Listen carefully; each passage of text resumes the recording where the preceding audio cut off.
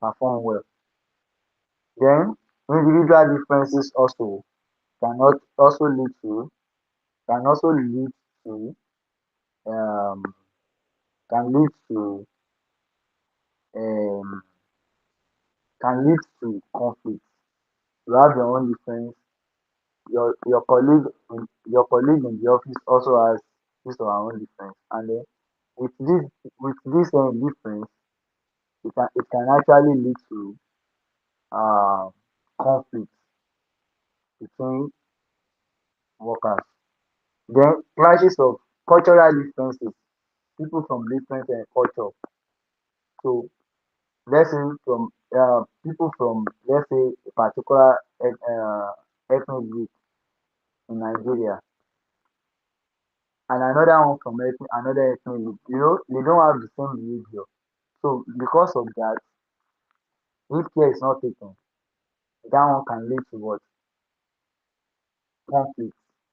Then also clashes of interest, individual interest, your own interest, your own interest in working with an organization is not may not be the same with mine. So with that, we can because of that difference, then we can what? There will be conflict may occur. Social change, individual social, that is, in societies as an organization, there is usually a difference between the way old and the new generation react to social change. The way the new generation react to say moral norms may be different from that of what old. When this happens, there will be what? Conflict. In this sense, conflict is an indication of disequilibrium.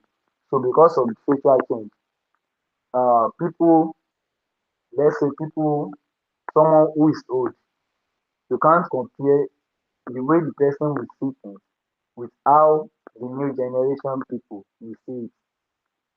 That can actually lead to what? Conflict. Then conflicting rules. Sometimes an employee may be expected to perform a role outside his normal role in the organization. When this happens, he may step on another employee's toe, and conflict of power tussle may arise. That one can also lead to conflict. Unpredictable policies. In a situation where a change in rules and regulation or policy is not communicated to employee, there is bound to be confusion, and this may lead to conflict. In different personal values. An employee might be asked to perform a task that is against his moral or ethical belief. When this happens, there will be what? Conflict. Then we move down to methods by which we can solve a conflict. Methods of solving conflict.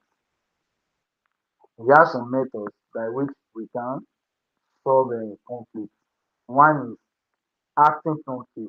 Promptly. You do everything quickly. You make sure you act promptly. That it should be noted that the longer a problem goes unattended to, the greater the chances that it will escalate into major issue. If the conflict involves emotions, the parties will need time to cool off. That is 24 to 48 hours to be what? Sufficient for that. Like let's assume the conflict leads to emotional stuff. So the person involved can actually take up to 24 to 48 hours to get himself right before coming back to his or her normal self. Ma, yeah, that's ma. Yes, ma.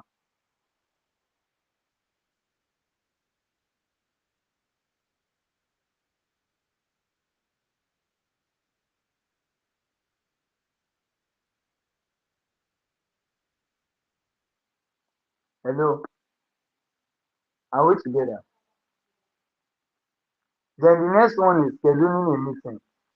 If it involves you scheduling a meeting, you having a meeting with people involved, you can actually what do it for the conflict to be what to be resolved.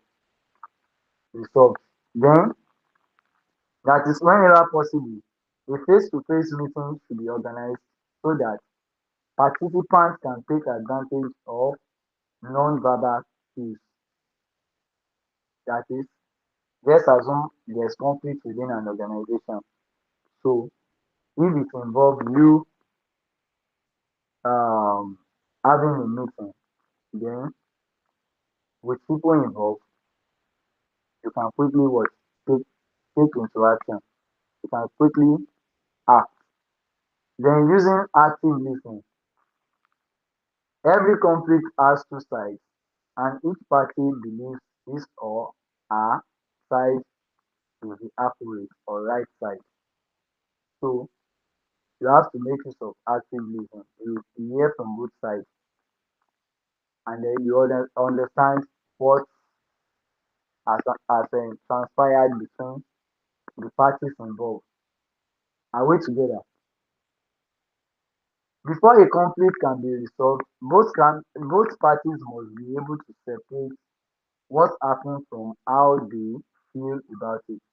Paraphrasing can be valuable in this effort, so you must be able to listen attentively and then make sure you hear from both sides and resolve everything that is going on. Focusing on the problem, not the person.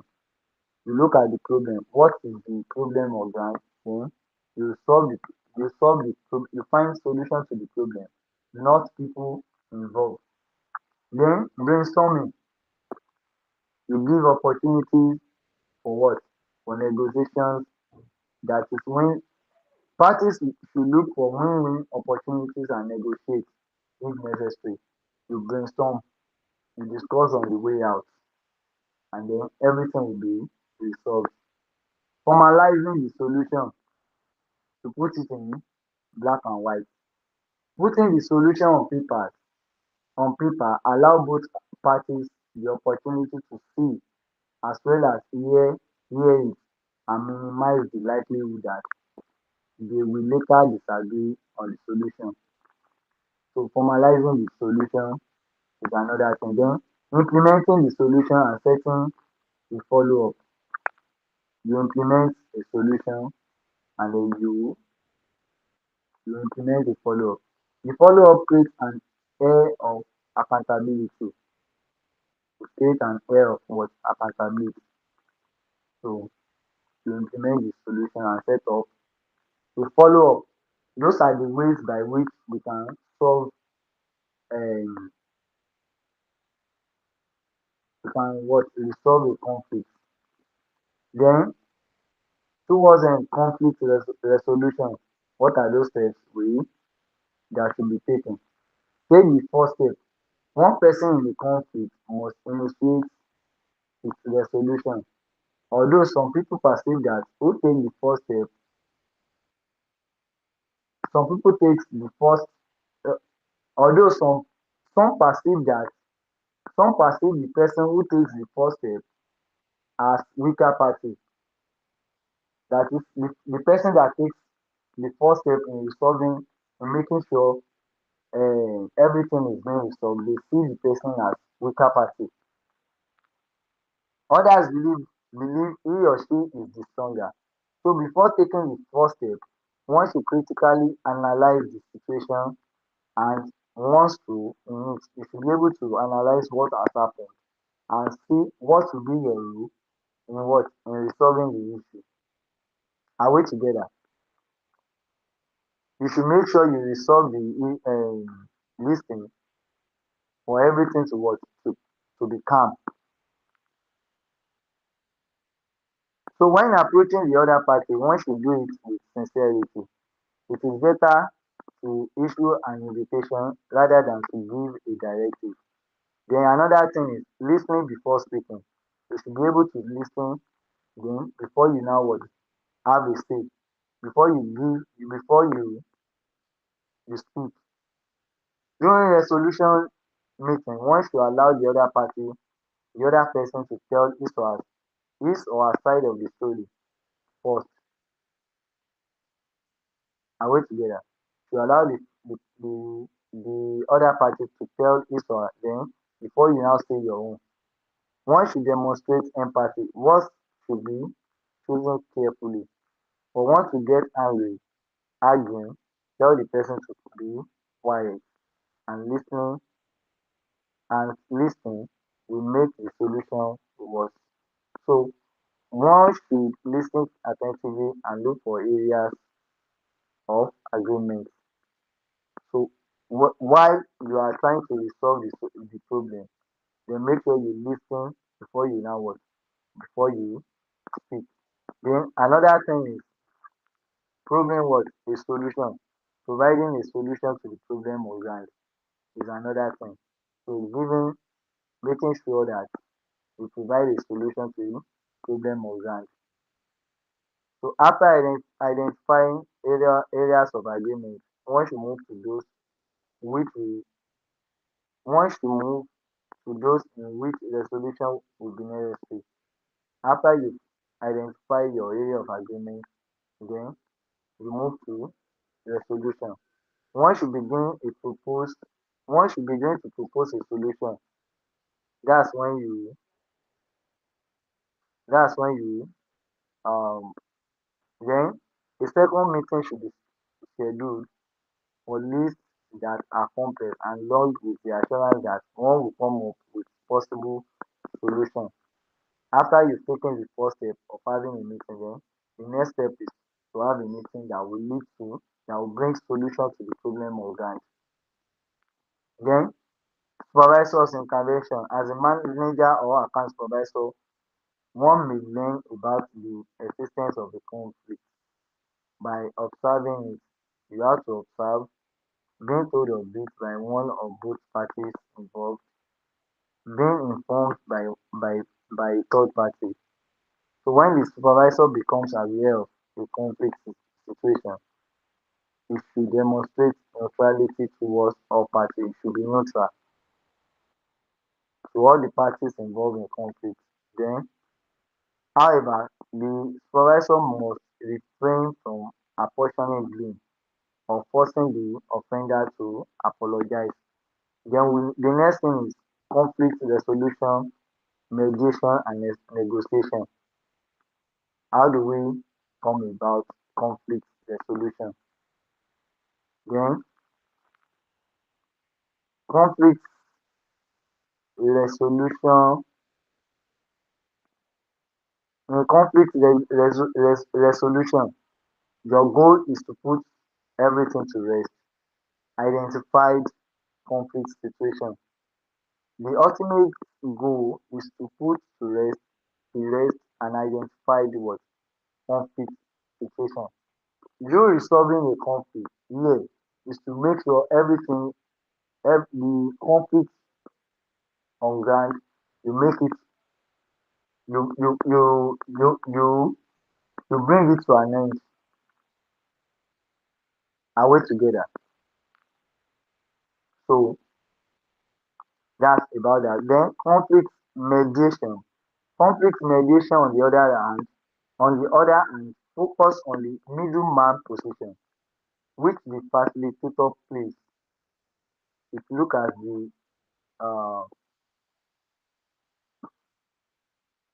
the focus on the middleman the focus on the middleman position, which the facilitator plays. Whereas conflict negotiation involves the give and take, which all parties in the conflict situation engage in.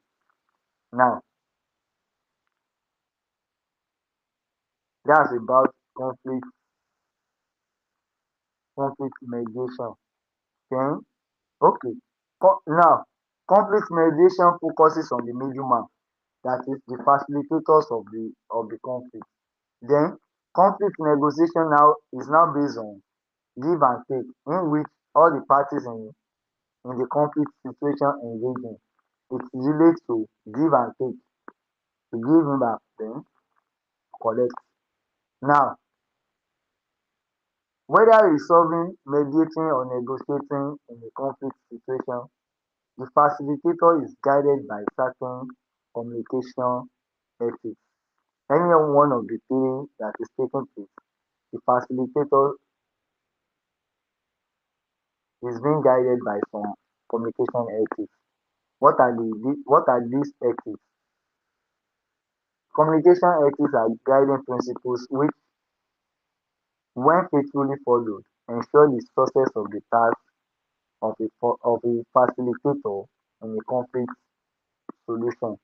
That is, when it comes to communication ethics, they are the principles that guide the facilitator to make sure to ensure the success of the task in a conflict situation. Now, what are these principles? Number one, you may be listening. Number one, summarizing and questioning. You listen, you summarize what has happened, then you ask questions. Are we together? You listen, you summarize, and you what? You ask questions. This tripartite circle operates in a vicious circle. Effective listening followed by an objective summary of all the arguments involved and finally by appropriate questioning forms a full circle which may be repeated several times over before the conflict situation may be resolved, mediated and negotiated. In practical terms, a facilitator is not a rescuer but a supporter of those involved in dispute. Then conflict management styles. What are the management styles involved? Number one, accommodating. You have to accommodate. This is when one cooperates with the other party in the dispute with the view of resolving it. You cooperate with the other party to make sure the the dispute is being resolved. Avoiding. This is this is when one simply avoid the issue involved in the what in the conflict. You try to avoid the issue, the main problem. Avoiding is adopted when the atmosphere surrounding the conflict is charged and there is need to cool off. During the period of avoiding, the issue involved may be resolved. On the other hand, during the process of waiting, the conflict can escalate. This is also known as withdrawing. You try to withdraw. Collaborating is also there. Collaborating, that is, this is where one partner collaborates with the other to achieve their goal. You you have a collaboration with the other party to make sure what you are doing, you actually achieve what a particular goal. It requires a degree of trust on the other part on the part of each parties involved. Now, to reach a consensus here may take some time and effort to get everybody to agree to the solution so far. Collaboration encourages the sharing of ideas for solutions to the what? To the conflict. This is also known as win-win effect. Collaboration involves you having a collaboration with the other party, making sure you achieve you are able to achieve your what? Your aim. Competing is also there. This is when one party refuse to cooperate with the other party in finding solution to the conflict. You know competition, how competition is. Now the other party, now one party refuses to cooperate, would not cooperate with the other party in making sure that the conflict comes to an end.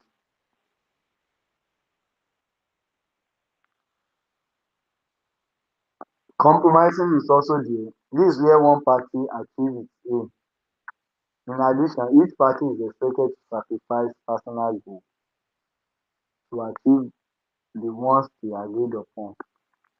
Now, we also we have here also labor and industrial relations within the organization. What is the concept of labor? Do you have any question?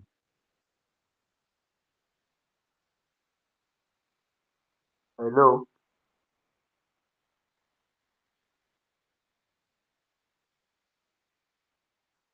hello, I'm with you. hello. Do you have any question? No question. Okay. Now we want to look at what the labor and industrial relations within an organization. What do we mean by labor?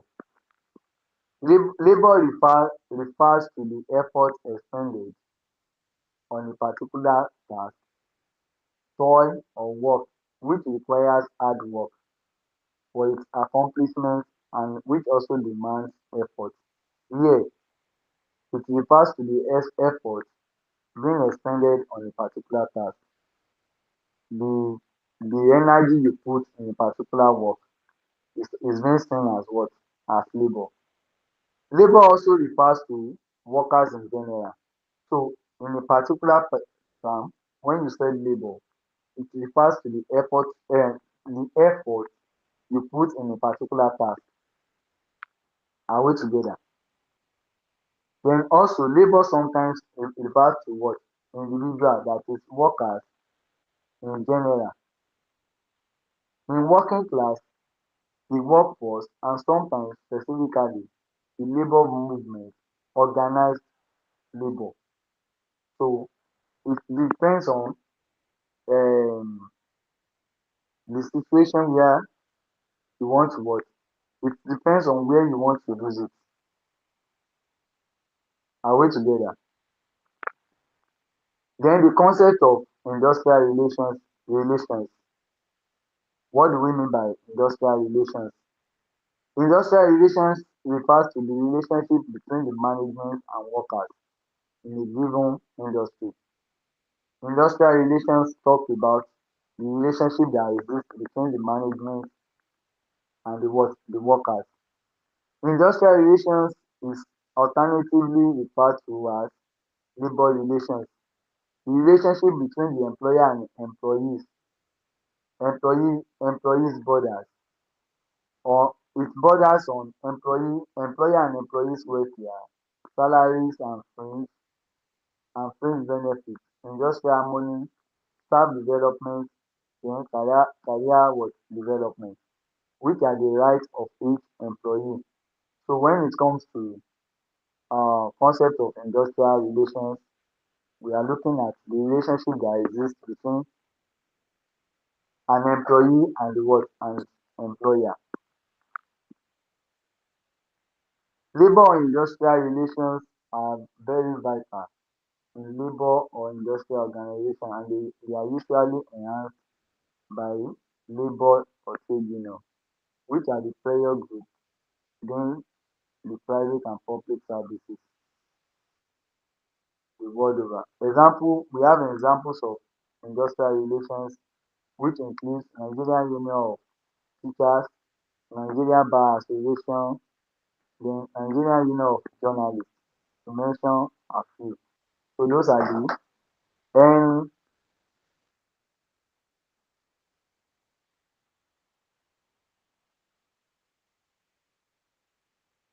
those are the examples of the industrial relations we are talking about. Now labor unions, we also have labor unions and trade unions. What's the difference? Labor unions are continuous association of wage earners for the purpose of maintaining and improving the conditions of the work of their employment. That is, it is the continuous association of people earning wages or salaries. Wages or salaries. They are alternatively referred to as You can also call them what? Trade union. Efforts are usually made to ensure that people of integrity are elected to represent their interests with the management of the organization. Now,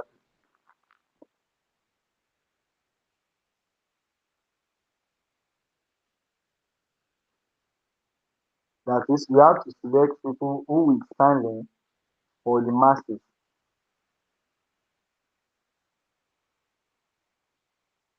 within a what? Within an organization. Those people are supposed to be selfless, mature, just, and trustworthy. So labor unions operate within the ambit of labor law. Now, what do we mean by labor law? Labor law refers to the entire statutory law which regulates the relationship between employer, employee, labor union, and the government. So that's labor law. That is their rules and regulations that regulate the relationship between the employer, employee, labor union, the government. Now, for this reason, within the working environment, every member within the working environment is expected to be familiar with the job ethics, conditions of service, and code of conduct within the organization. Now, what are the bargaining and bargaining strategies? Bargaining refers to making an agreement between parties concerning the sale of property. Bargaining refers to making an agreement between parties concerning the sale of property. When there is an agreement between parties regarding the sale or a contract by which one party bids itself to transfer to the right of some property for a consideration, and the other party binds himself to receiving the property and pay the consideration. Now, another meaning of bargaining is it refers to making an agreement or stipulation or mutual pledge. That is when you are making an agreement or a stipulation of mutual pledge, you are also having a bargain. Then bargaining is also discussed in order to reach an agreement about a sale, contract, and or anything of that nature. Now,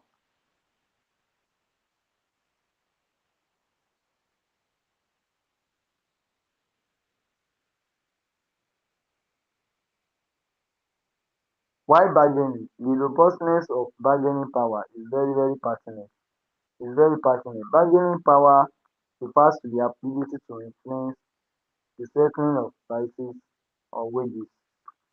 Bargaining power refers to the ability to influence the setting of prices, the ability to set up the prices of wages, usually arises from some sort of monopoly position or a non-equilibrium situation in the market. It is also the general concept of how much leverage or influence a bargainer has in the course of negotiation. Then what are the reasons for bargaining within organization? Now, the need for improved working conditions. That's one. Breaching of agreements between employers and employees when there is breaching of agreement. Violation of the rights of the employee. Salary increase. Stagnation in workers' promotion. Deprivation of workers' entitlement. That's the reason for bargaining within the labor organization. Why do we need labor?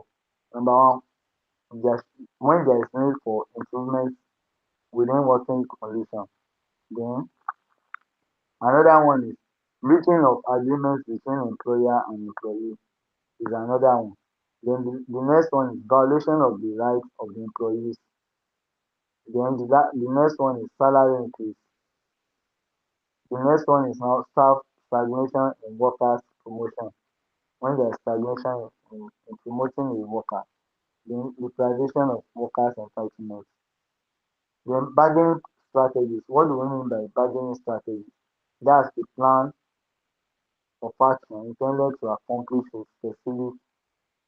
specific goal.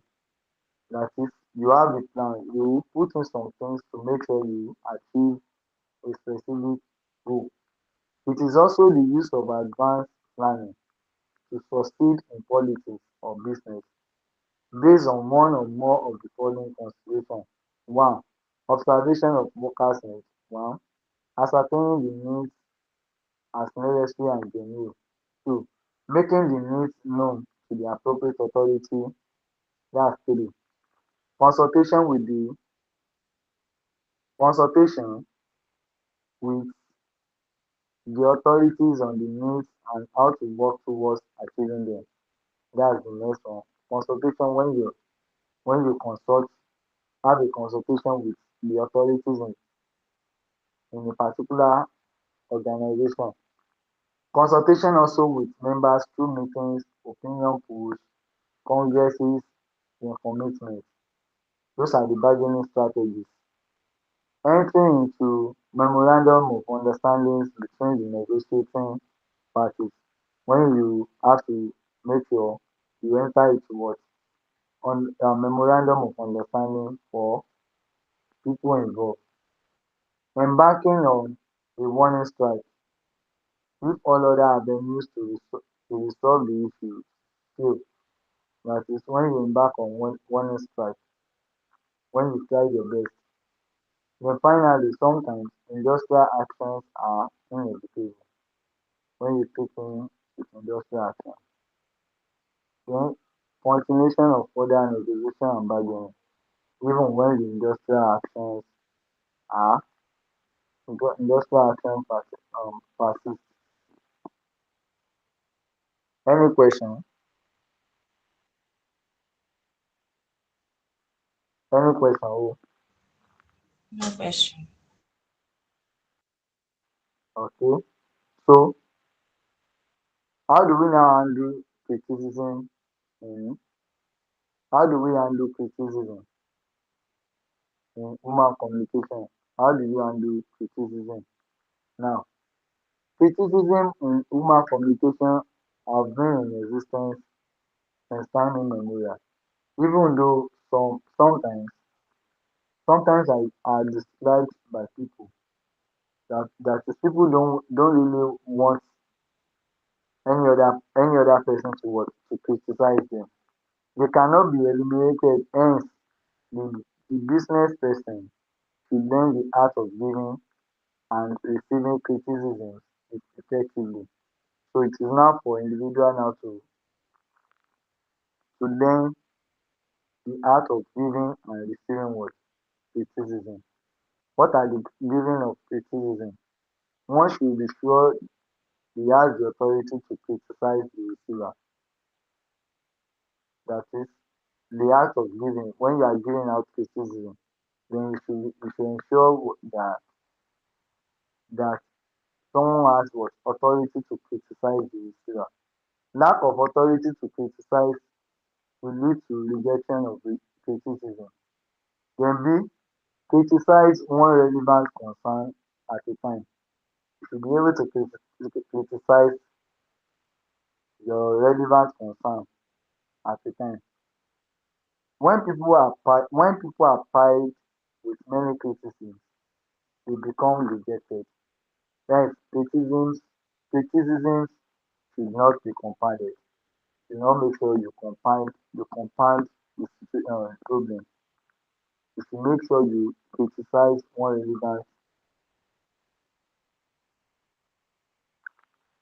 relevant concern at a time. Check facts. If you check the facts, make sure you have a tangible fact. Facts should be checked before delivering criticism. As receivers of criticism who identify any element of light in criticism can argue about it. You should make sure you have a tangible fact before you criticize other parties. Criticize privately. Face to face criticism is preferable.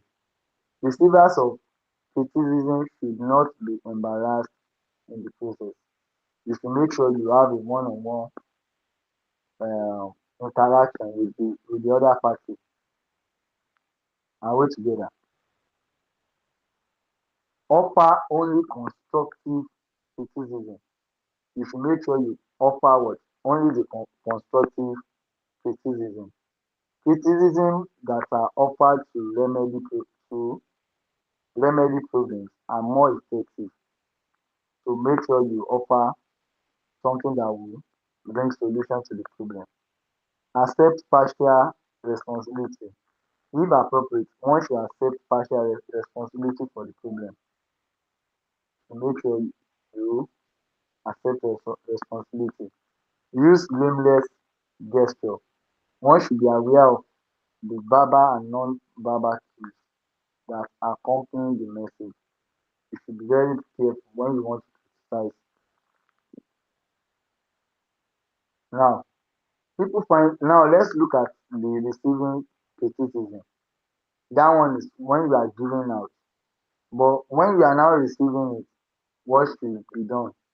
Now, people find it more difficult to receive criticism and mostly respond with fight or fight. So people find it difficult to what to receive any criticism. So that's why they are always what defensive. Now, fighting is manifested in defensiveness, argument, or counter attack remarks. When there is victory, you are being defensive, you are there's argument, and also there's also what counter attack remarks. Healing can be physical, that is when it is e.g. avoiding face to face or telephone contact, or mentioning or mental tuning out. All these do not solve the problems involved when faced with criticism. When faced with criticism, the following should be adopted. When you are being faced with criticism, number one, you agree. A person faced with factual criticism should acknowledge the other person's feelings and make a promise to reduce the errors or faults that led to the criticism. When you agree, when there is agreement, then seeking more information, show interest in what prompts the criticism can help a person to decide how to fix whatever prompted it. Are we together? Then when you seek more information, then you are able to have idea about what has actually prompted the the criticism. Now one should do the following. Ask for specific example. Allow the person to give you example of what has happened. Can you show me where the errors are? Describe the situation and ask whether it illustrates the problem. Then ask how you can improve by requesting for specific suggestions that might help. So those are the things you will be what you will ask of and work together. So that's about conflict and criticism. So let's quickly look at so you can look through all these short answers um and the multiple choice question on your own. Now I want the we are currently on comprehension and summary. So the other lecturer will be the one to take this. Are we together? So I will talk to the person, then the person will take it through um because comprehension and summary I can always ask questions on comprehension and summary. a lot. They will give you a passage. It's either you answer it based on compression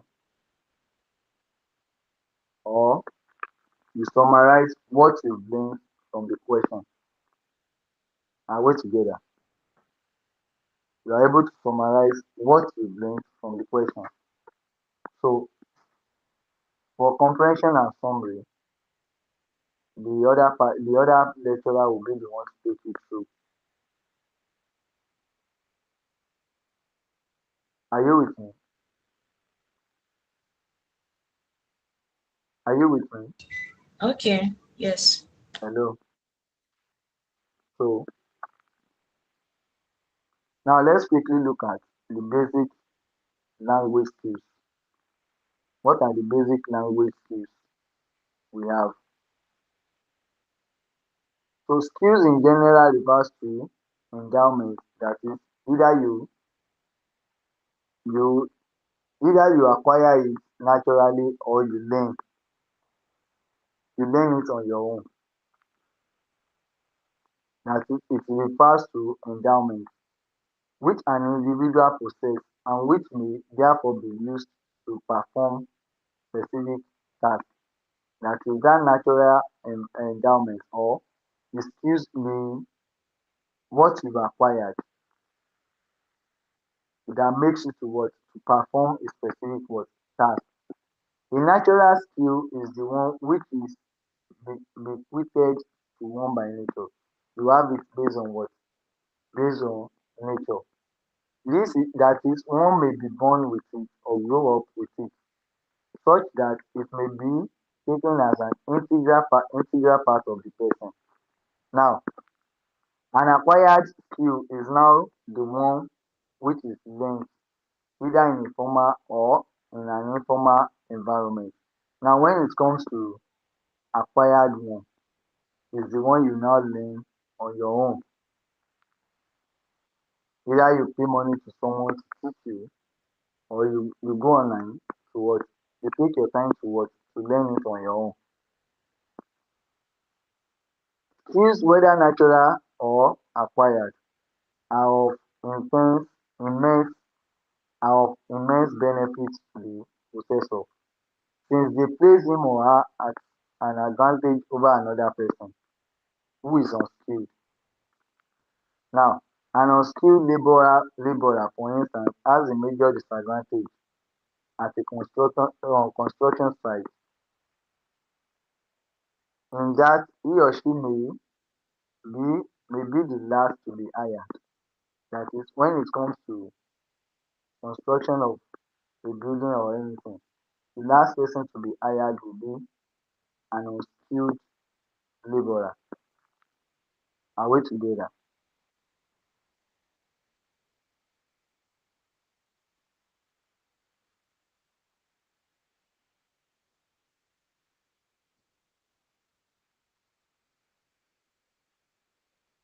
Wait oh, an unskilled laborer for instance has a major disadvantage. Okay, is a major disadvantage. Now skilled laborer on the other hand is easily hired because it is expected that it is expected that his or her skill will be an asset when the construction work demands it. That is, when it comes to a skilled laborer, so it is expected that the person's skill will be needed in the work to perform a particular task. Like let's take for example, um, a civil engineer and a bricklayer. You know, both of them they they are actually into what construction. Yes or no? Hello, hello. Yes. They are both into construction of building. Now, let's now take for instance a company want to hire. Who will be picked among which of them will they pick first before will they pick first? when they want to construct.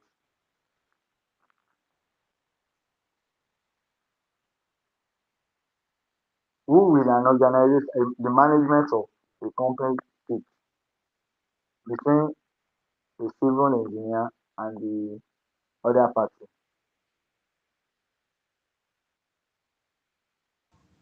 Civil engineer. Why?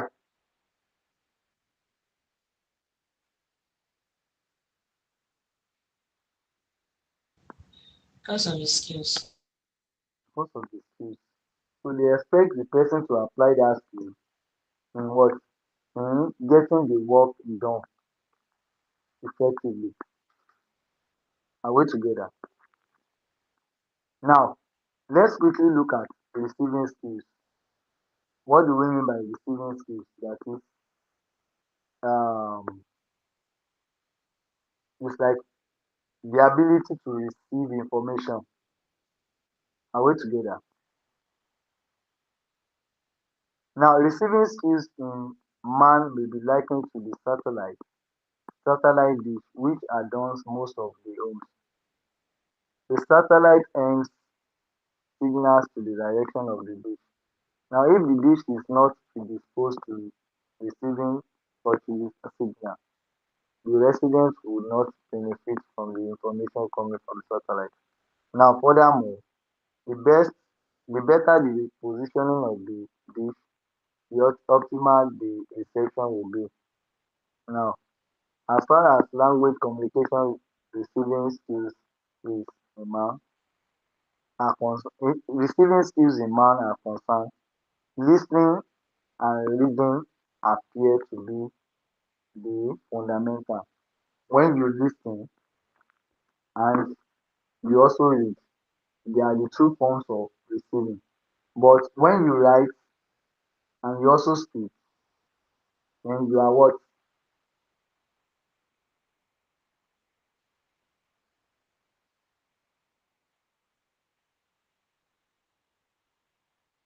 When you write and you also speak, what are you doing? Are you receiving or sending?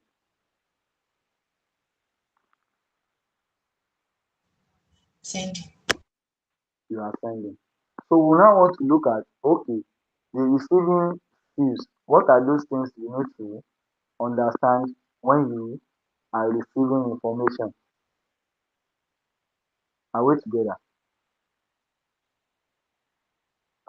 Now let's take the first one for let's take the first one. Listening is more advanced human activity than hearing. You know, sometimes you can hear something and you will not understand. But when you have a closer look and you pay more attention to information to the information, then you are able to decode the message. Then you are actually what? And you engage yourself in listening. Are we together?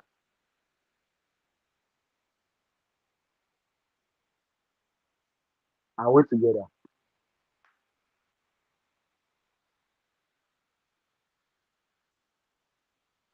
So let's quickly look at what the definition of listening is all about. Listening skill may be defined as one aspect of our ability to receive information attentively. It's one of the aspects of our ability to receive what information attentively. Listening then is an active rather than a passive activity. It's something you do actively and you being passive about it. So we now have types of listening. What are the types of listening we have? We have informative listening. We have what? Informative listening. Informative listening is also known as inquisitive listening. It's also known as what? Inquisitive. You want to make an inquiry. Is a case in which the listener's primary focus is to understand the message. Your own is to just understand the message. That's all. That's when you have inquisitive listening, or you just want to have information about what is happening. Your own focus is to get information and wait together.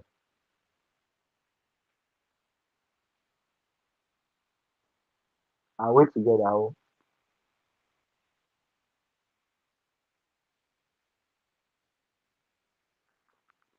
Now, a successful informative listener, is one who is able to grasp the message as it was intended by the receiver. A successful informative listener is one that is able to quickly grasp, you quickly understand what the message is all about. Then we have empathic listening. Empathic listening puts emphasis on understanding and sharing the feelings of the other person, that is the information giver. Here, you understand and you also put some feelings, you are emotion about how the other person feels. That is the person giving you the information. In this case, the listener demonstrates an emotional participatory attachment to the speaker. Therapeutic listening, where medical personnel and other professionals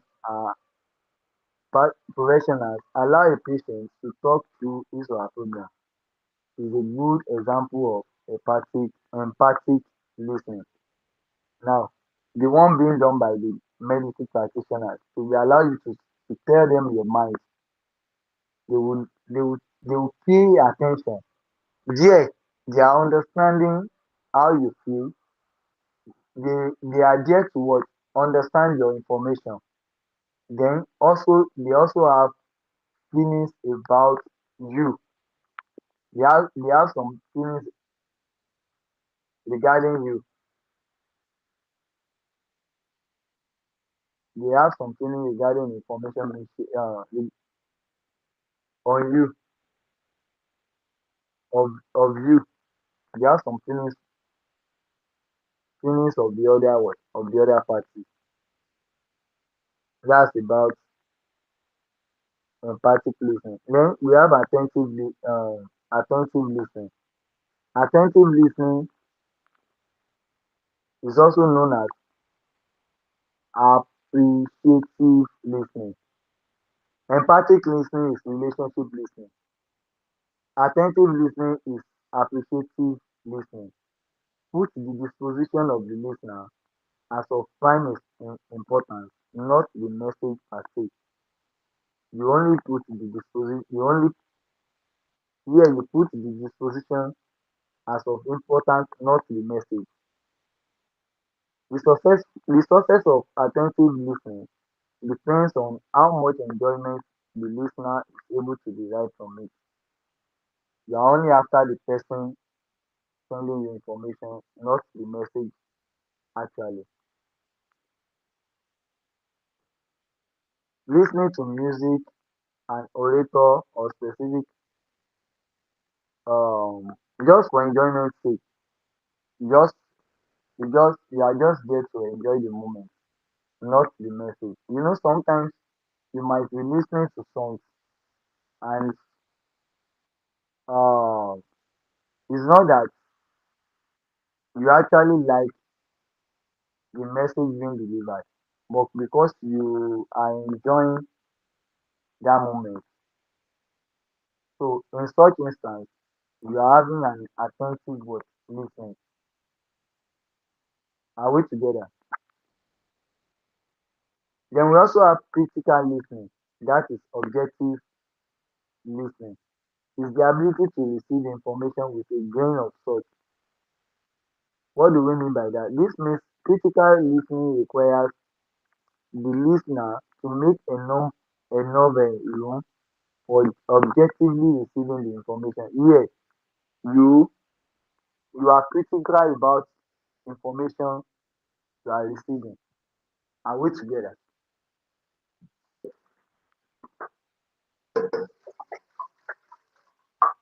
You are critical about information. You want to know more about the information you are receiving. That's critical listening. Critical credibility, logical arguments, and psychological appeal are key elements that guide critical listening. Then we have discriminative listening.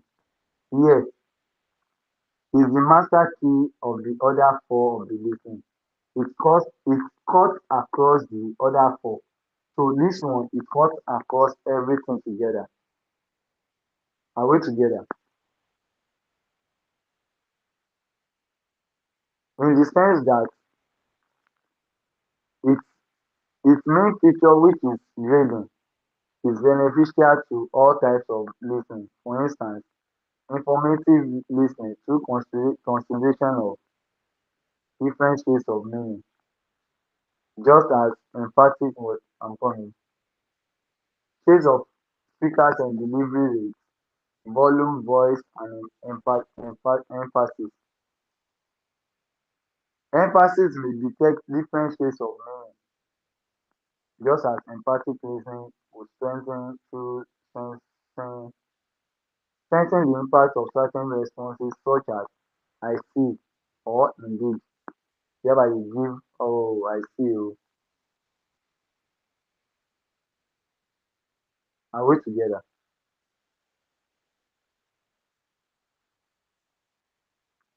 Are we together? Yes. So now in the same vein, attentive listening may be enhanced by difference between sounds made by different instruments. That's attentive listening. You can be attentive listening can actually be enhanced based on the sounds you are hearing, the different sounds and the instrumental and the sounds being played by different instruments. Then critical listening may be facilitated by judging not only the speaker's message but his or her what intention. You look at not you are not after the speaker's message only, but what is the intention of the what of the speaker through sensitivity to forces and other vocal and non-verbal cues. What are the barriers to effective listening? What are those things that limit effective that leads to that makes listening ineffective? One, inappropriate receptive receptive voice. What do we mean by inappropriate receptive voice? An inappropriate receptive voice by the listener is when he or she is not favorably predisposed to listening. The person is not being predisposed to listening. This may happen in several ways, which may be broadly divided into physical and mental indisposition. A physically and mentally indisposition listener positioning himself or herself wrongly for effective what listening. For instance, a member of an audience who decides to look out through the window in order to count the number of red cars driving by driving by during a speech is not likely to benefit from much of the information being provided by the speaker. This is because the eyes are physically focused away from the message and the mind is busy contemplating other matters, sorting out paths by their colors and the counting. Now let's take for instance you are delivering a message and the person in the receiver's mind, the receiver is thinking of another thing. So that's what that could be a barrier to what effective what listening. Lack of cooperation with the speaker. When you don't cooperate with the person speaking, then it could actually lead to ineffective listening, loss of concentration when you are not concentrating on the information being delivered. Then that could be what? That could be a barrier to what? To effective listening. Then relaxing while listening. When you relax while you are still while you are what? Listening. Then it means you are in a passive manner. Now listening in a positive activity. Listening is a positive activity, and as such can never be done in a passive manner. You have to be active. Therefore, a listener cannot afford to relax when listening. You don't need to relax. You have to pay much attention. The listener's mind is not in pain points that can be filled by pouring in speech. Then this input has to be monitored, analyzed, and filled by the mind. And these activities cannot be carried out effectively while relaxing. Then speech lag is also there because the listening speed is faster than that of the speaking rate. The listening speed is faster than that of the speaking rate. The listeners here has to slow down to keep the space to keep pace with the listener. This is also known as speech lag. The resultant effect on the listener is that his mind may wither and lose concentration. Here, when the rate at which the listener's rate is higher than that of the speaker, then there could be what? There could be ineffective what? Listening. Then how do we what? How do we enhance effective listening? One, living up to expectation. When you live up to expectation, then you are enhancing what? Effective listening. Then use of other bodily receptors apart from ear. When you make use of other body gestures,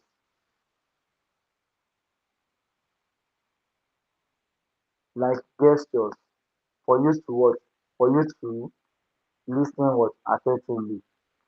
It is obvious that the ears are the primary means through which the human body receives sound impulses.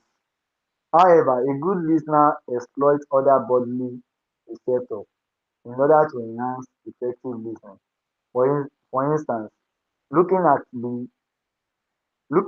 the speaker straight in the face, barring cultural peculiarities, may be a signal to the giver of the information that the listener has undivided words. When there is eye contact while you are receiving your information, use of non-verbal signal is also of help. Effective listening may be enhanced through the use of non-verbal signals. In an attempt to encourage the giver of information, a good listener could use non-verbal signals at his or her disposal. Take for instance the use of a simple smile to indicate reception and approval of a message. This is the type of feedback mechanism that a speaker requires in order to forge ahead vigorously with his or her message. Now, here, when you make use of non-verbal signal, then it will actually help the person sending the information to know that the information being delivered is well understood. The person is actually paying attention. They are paying attention to the what? The message sent. Are we together? Use of receptive language. In circumstances that permit the receiver of information to react, using language, it is important to consider the appropriateness of the language being used. Let's assume you are being asked to, you are receiving an information, you need to respond. Then it is very, very important to be careful of the kind of language being used. In such circumstances, receptive rather than broadcast language is recommended.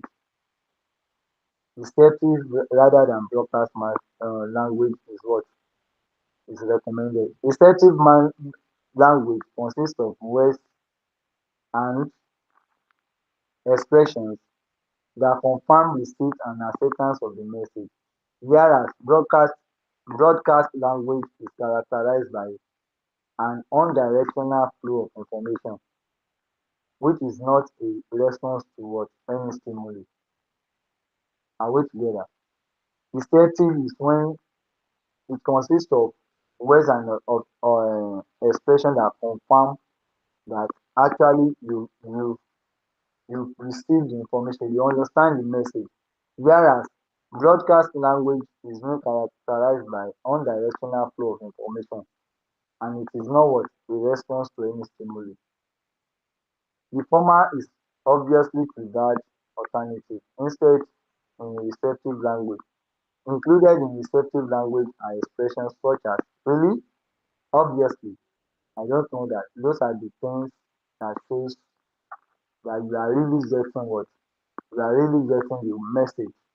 Then concentrating on the information rather than the sender. When you concentrate on the when you concentrate when you have a full concentration on the message, you are able to understand what the message is all about. Concentrating on the content of the information rather than mentally debating or judging it enhances listening. When you concentrate on the content of the message, of the information you are receiving, then it will actually help you. This is because such an attitude prevents unnecessary distraction and therefore enhances what listening. Then reading, then we move down to reading. Reading is the other major ability of man required for receiving information. Apart from listening, is another way by which you receive what information. Now let's move down to there's a close relationship between reading and listening and writing, since the former is an attempt to decode the later. Yes, when you are reading, you are decoding the information of what has been written down. Are we together? Are we together? Oh, Yes. you are what? Decoding what has been what? The message being sent by what? By the sender through writing. That's reading for you. Then when you listen, you are decoding information, verbal information being sent by the what? By the sender. And we've talked about oral communication. That is when you make use of what? The words of mouth. Are we together? Here we are looking at in this aspect, this topic we are treating, we are looking at you receiving what information. Before we've talked about you sending what information through what through writing, and then the use of what oral communication. Though we've not we are yet to get to the written aspect, or have we done anything on written? Hello, have we done anything on written? We've talked a bit about written information. Okay, we only have a brief something on the written, no problem. So we will still talk we will still talk more on it. So we are currently on We've talked about listening, that is paying attention. When you pay attention to what? Information. You are decoding what is being said. Like what you are doing, you are receiving. You are listening to lecture. What you are listening to the information I'm passing to you. Are we together? So now, when it now comes to reading, reading is now you decoding what has been what written. Now let's move on. What is the definition of reading? Reading may be defined as an activity designed to decipher a message which been coded according to a given orthography. Now, it is not unusual for different languages to employ divergent orthographies for their codification needs. Now, to guarantee standardization, relevant authorities usually set up regulatory bodies for standardization for people to follow rules and regulations. So, relevant authorities they set up relevant bodies so that people will not just be writing rubbish, and then for people to what will be for people now to read, so they won't be reading rubbish.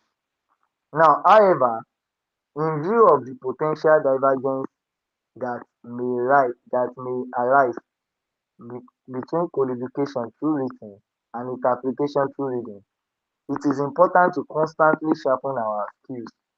So it is important that we are able to sharpen our skills. The rate at which we read and the accuracy of our reading are both essential yardsticks for measuring success of this endeavor. Now, what are the types of reading we will be looking at? Now we have scanning, when you just read the script. Now, scanning, being referred to as rapid survey, is mainly concerned with speed. The activities must take place shortest within the shortest time. When it comes to scanning, you need a specific information, but you don't have that time. You just scroll through in order to get what?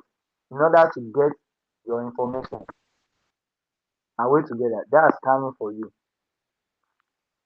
Let's assume you are being told that you need a particular information, and then a particular textbook is given to you. You have to the rate at which you read through the textbook will be much faster than when you are preparing for exam. Are we together? The way you read when you are preparing for exam will be different from when you are being asked to get a particular information from a particular text. Are we together?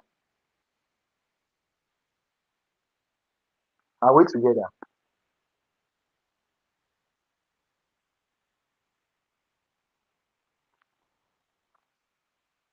So scanning a telephone book, for instance, means searching for a specific information. Let's assume you are looking for a contact. The rate at which you scroll through your phone will be different from while you are just you are reading to understand. Are we together? Even on the page where a relevant name is picked up, all other information is irrelevant. Let's assume after you've gotten the information needed, other things are what? Irrelevant. Then therefore not to be remembered. Now skimming. Skimming is another word, another types of reading. The first one is scanning. Skimming is also a speed condition type, although no specific item or keyword is being looked for. Skimming provides an overview of the text. Here, you are not looking for any information, you are just reading through. So the rate at which you is also it also involve what? Speed. When you are skimming. Are you with me? It is a quick glance at the written material to be read. Now this type of reading is very very employed in sampling. When you are to get information, you are sampling. So you just pick those samples. You don't need to all other information you have in your page. All other things are what are are irrelevant. Are we together? But because of the information needed,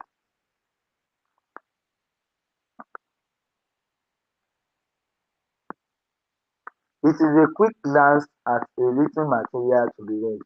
This type of reading employed is very well employed in sampling, which in, which involves exploring the content of the written material with a view of obtaining details about certain parts. You only need information about some parts, not all other things. Now, chapter headings or introduction, selective reading, selective reading, which involves reading a specific part of the text and taking out its essence and leaving out essence, is an expanded version of skimming. When you are having a selective reading, it's also like reading. You are doing sampling. You just need specific information, not all information, not the whole information is needed by you. You just need you just need it on specific. Then we also have light reading. Light reading as the name suggests is reading for pleasure. You are just there to just read for pleasure, not that you need the information. The rate at which you reach that will be different from when you have like the your reading rate for exam. You need when you are reading for an exam, you read to what? To understand. So that if you have any question, if you encounter any question, you will be able to what? To provide solution to solve the question. Yes or no?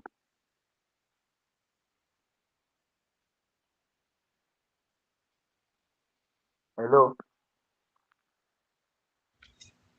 Yes.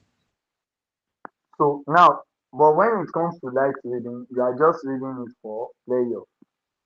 That's all. Now,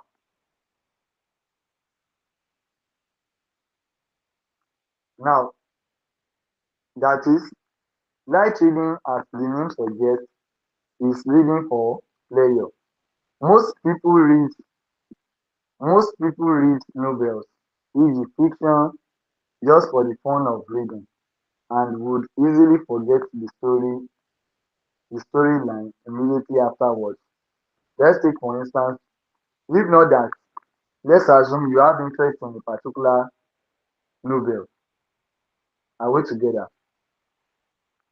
If you don't have interest in it and you just pick it for pleasure sake, when you are done, what will happen?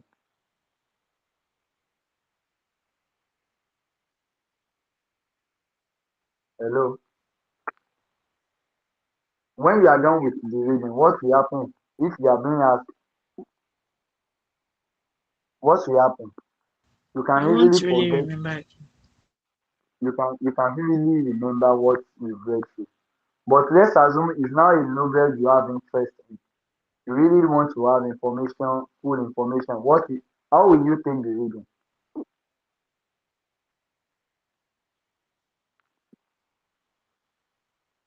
Hello?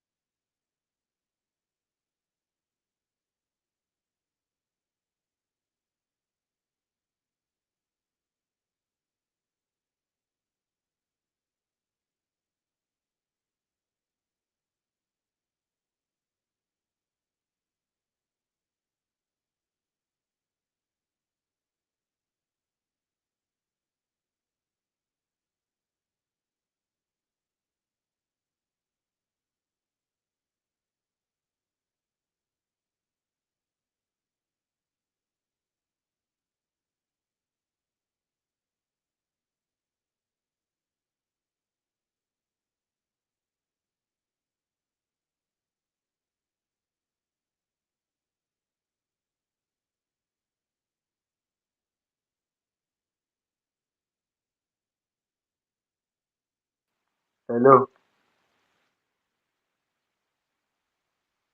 hello, can you hear me? Yes, I can hear you. Thank you. So let me share my screen back. Then we'll continue.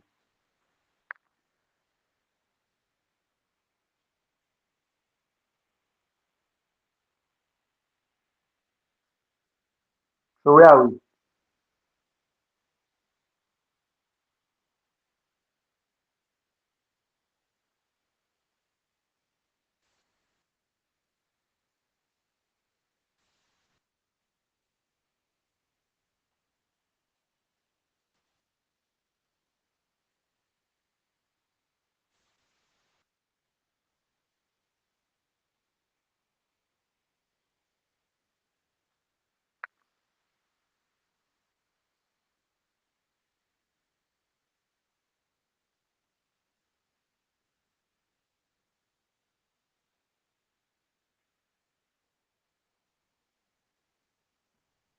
Now,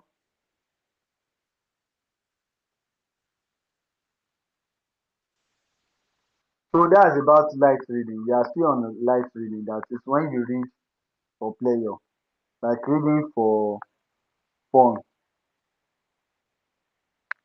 Now, word for word reading, word by word reading, rather.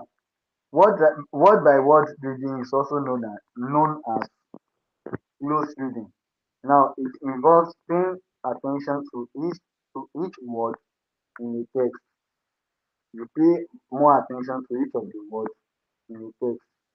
Now, this method is painfully slow but very rewarding. It's widely used in such discipline. It is being widely used in such disciplines as literature and religious studies, while where interpretation is of paramount importance. Here, you are reading each of the words for you to have an understanding, because interpretation is very very what is very very important. Are we together? You need a good interpretation of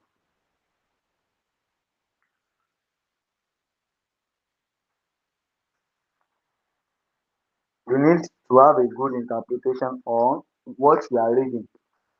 So those people that read literature, they need to understand what each each of the words in the text, in the context. Are we together? Then we also have study type.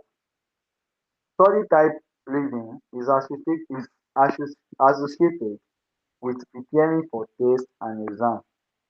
Are we together?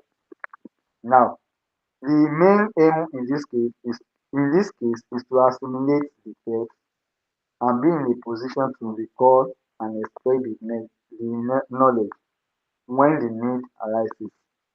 Now, different approach have been developed to take care of the special needs of this type of reading.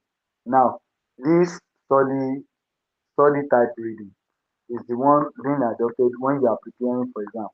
Like the one like as you are having your exam next month, you need it you need it for you to what to answer, to give solution to what to questions being asked by your what by the examiner. Are we together? So now we now have different reading methods. We have SQ3R, we have SQ4R, we have SQ5R, we have SER, we have PSQ5R, we have PROR, we have PRPORP, we have OK4R. So what is the meaning of all this? What is the meaning of all this? One, SQ3R2. SQ3R2 is survey, you question, read, recall, and review. Then you now repeat again. You repeat what you've done. You do your survey, you ask questions, you read, you recall what you read, then you review. Then another thing is the second one is SQ4R. SQ4R is when you survey, when you do your survey, you have your question, you read, you recall, you review, then you now reflect what you've read, what you've actually read rather. Then you are now employing what? SQ4R. Are we together? Now when it comes to SQ5R, that one is you do your survey, you ask questions, you put down some questions based on the survey you've done, then you recall, you write, you do your reference, then you review. Now SER, that one is just you do your survey, then you explore, then you review. So any method you want to adopt, you need for you to what? To achieve your aim. It depends on you. Are we together? Then we have PSQ5R. So PSQ5R is like this. You predict, you have your prediction, you do your survey, you write out your question or you ask your question, you read, you recall, then you write, then you reference, then you review. Are we together? If it's PROR, PROR is just a preview, you read, you organize, and you review. PORP, that one is based on you predict, you organize, you rehearse, you practice, and you evaluate. OK4R, that one is just you organize, you know, you read, you recall, you review, and you reflect. So those are the reading methods for study type reading. Are we together? It is good to note that all of them operate on the principle of a step-by-step approach to effective reading. You need to take it one after the other. There is no need for one to be rigid, to be rigidly glued to any one of them. Instead, one should be willing to experiment with any that seems to satisfy what one's goal. Are we together? You have your goal. You can quickly what adopt any of the methods.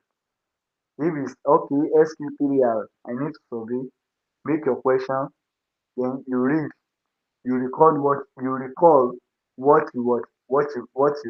read, then you review, then you do it again, you repeat it again.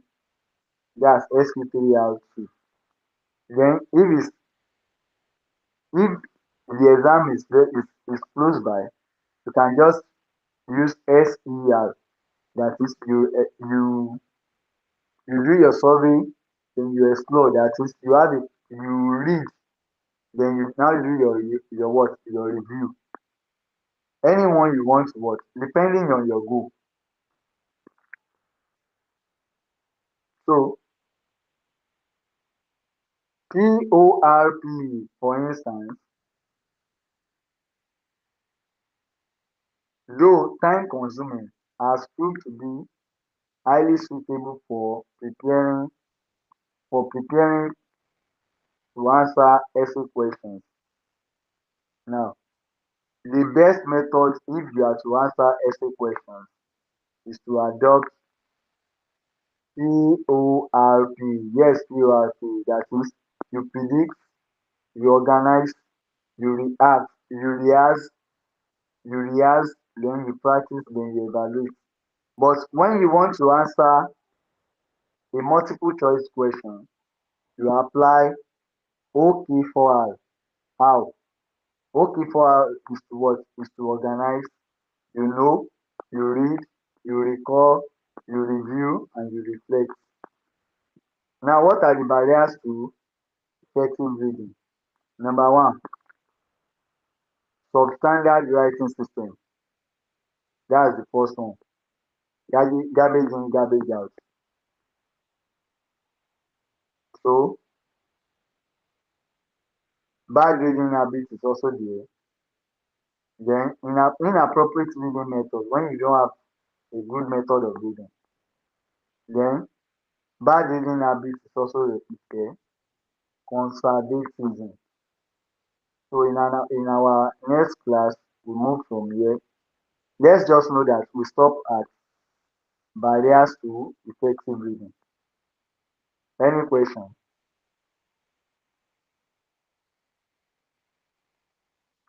Any question? I don't have a question right now. No question right now. So we'll see tomorrow. We'll meet again tomorrow. Alright. Thank you. You're welcome. Thank you for joining. Though the actual time being scheduled is 1 to 3. Though for my own mind, I thought I think I scheduled 3 to 5, but maybe due to mistake or whatever, I put in 1 to 3. It's just a mistake from my end. So and I'm sorry about that. Though I know that by Alright. within 1 and 3 you would have joined the class, yes or no? Did you join? I didn't. I forgot totally. I think. Wow. I think my mind too Until I was on know. 3, actually. Wow. It means we are on the same page. Yeah. Likewise from my side. But thank God that we are able to have class today. So we'll meet during the week in the Alright. evening, Thank you. 8 to 10, so that we'll be able to finish our class on time. Then this coming weekend will be for revision, but because of we are yet to cover the syllabus, so we have to continue. But everything must end the coming week. We must finish everything up, both basic accounting and communication skills.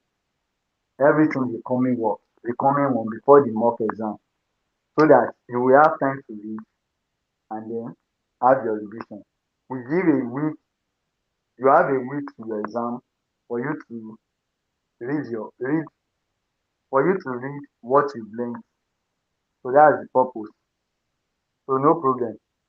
Thank you for joining. See you tomorrow. All right.